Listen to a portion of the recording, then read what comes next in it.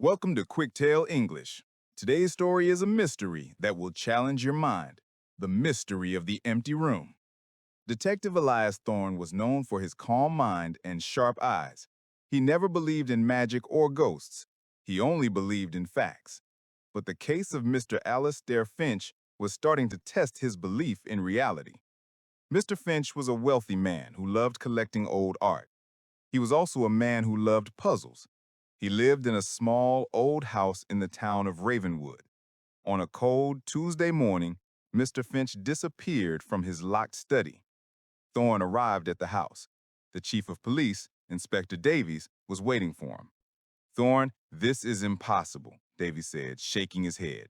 "We checked everything." The house was old, quiet, and felt heavy with secrets. The room is the study on the third floor. Mr. Finch was working there late last night.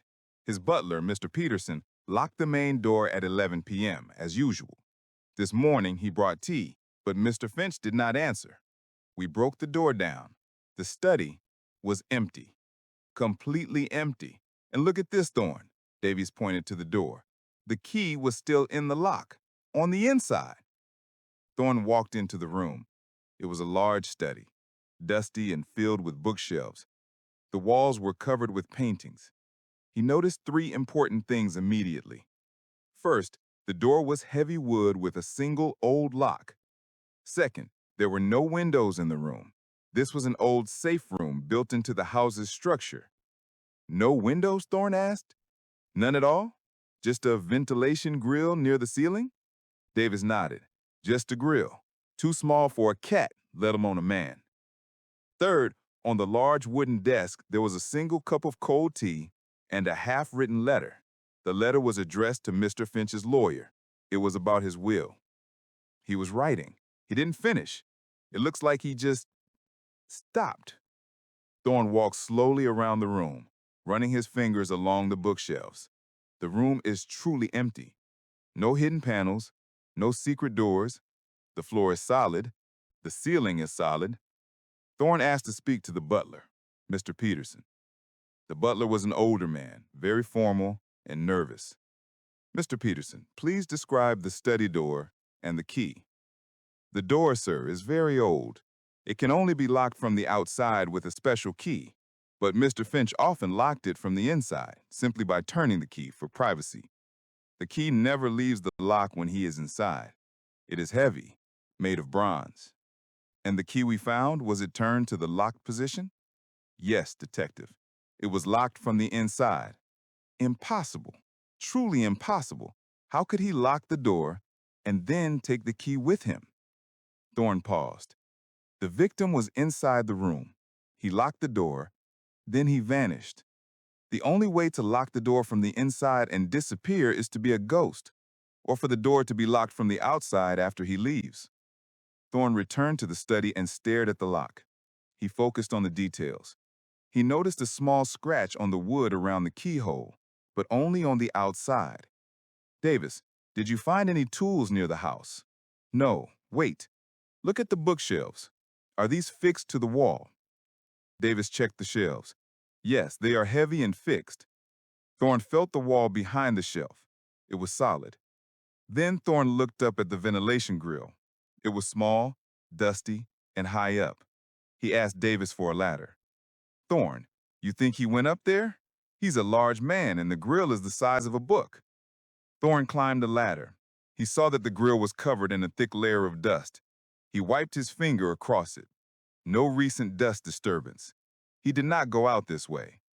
But as he looked closer, he saw something shiny on the very top edge of the grill. He carefully pulled it off. It was a small piece of fishing line. "A fishing line? Why?" Thorne climbed down, his mind working quickly. Thorne remembered the scratch near the lock, the cold tea, the half-written letter, and the fishing line. He began to put the puzzle pieces together. "Davis, I know how Mr. Finch disappeared." Thorne explained his theory. The key was not used by a hand inside the room. It was done using a simple physics trick. First, Mr. Finch wrote the letter. He left the key inside the lock, unlocked. Then he took the fishing line. He tied one end of the line around the bronze key. He pushed the line out under the door into the hallway, then he left the room and closed the heavy door behind him. When the door was closed, the key was now on the hallway side, but the line was still attached. Mr. Finch simply used the line to turn the key from the outside, locking the door and sealing the room. After locking it, he gently pulled the line which detached from the heavy bronze key, and he took the line with him. The small scratch on the outside of the door was made by the line as he pulled it tight. The key was heavy enough to turn the lock on its own with the tension from the line. The cold tea and the half-written letter simply showed that he finished his planning last night just before he did his trick. So it was not a ghost, it was just a puzzle. Yes, a brilliant puzzle. But one thing remains. Why did he do it? The letter mentions his will. I think he planned this disappearance not to escape, but to hide. Thorne and Davis searched the house again, this time looking for a hiding place, not an exit. They returned to the study and checked the bookshelves one last time. Thorne remembered that Mr. Finch loved puzzles. He noticed that one shelf holding thick books on Roman history was slightly lower than the others. He pushed the book gently. The whole shelf swung open. It was a secret entrance. Inside the small, hidden room, Mr. Finch was sitting in an armchair reading a book. Perfectly fine. He looked up and smiled. "Ah, Detective Thorne, I see you solved my little escape room. I told Peterson to call the police if I didn't come out by morning. Congratulations." "Mr. Finch, why the elaborate trick? Why the locked room mystery?" "My lawyer was coming today. I didn't want to discuss the will. It's boring. I just wanted a quiet morning to finish this novel and see if anyone could solve my perfect vanishing act. I never intended to leave the house, only to leave the room."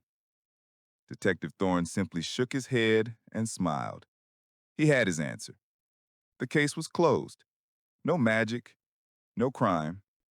Just a man who loved puzzles a little too much.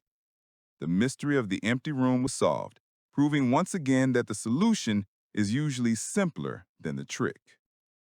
Thank you for joining QuickTale English. Subscribe for more mysteries, vocabulary practice, and English lessons. See you next time.